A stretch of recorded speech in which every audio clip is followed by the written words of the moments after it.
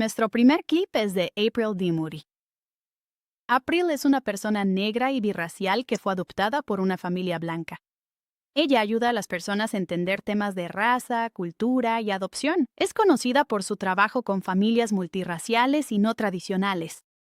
April también tiene un podcast llamado Born in June, Raised in April, que está enlazado en los recursos.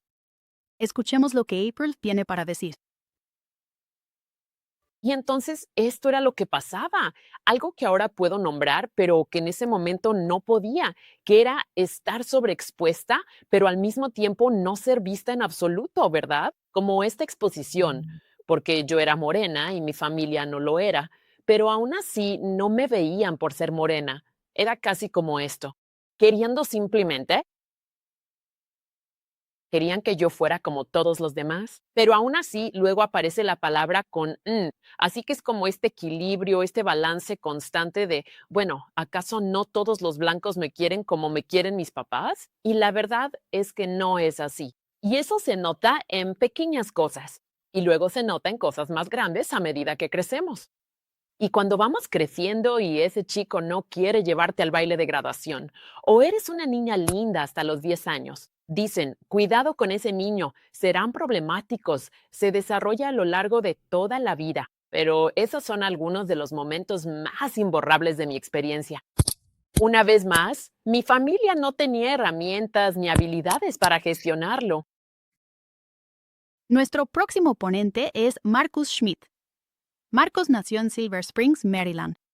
Fue adoptado por una familia blanca en California, donde creció.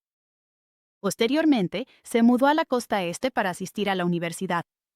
Después de la universidad, Marcus volvió a conectarse con su familia biológica.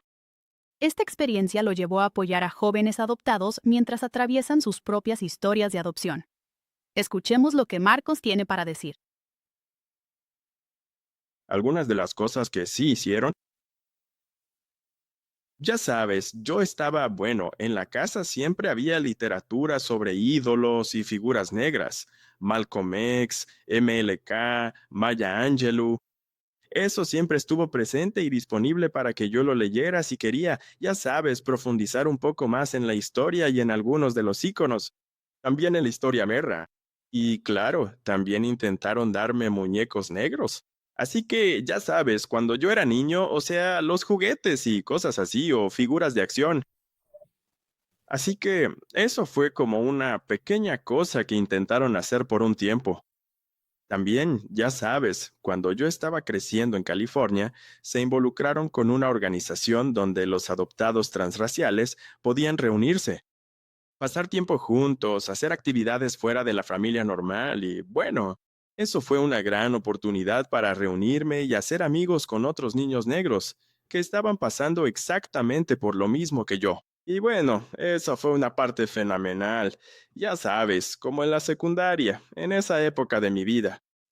Y creo que eso fue clave, aunque creo que es algo que no hicieron de manera constante. Hubo como pequeños esfuerzos aquí y allá, y ellos estaban muy conscientes. Pero creo que una de las cosas claves sobre la adopción transracial es esa comunidad constante y el sentido de pertenencia.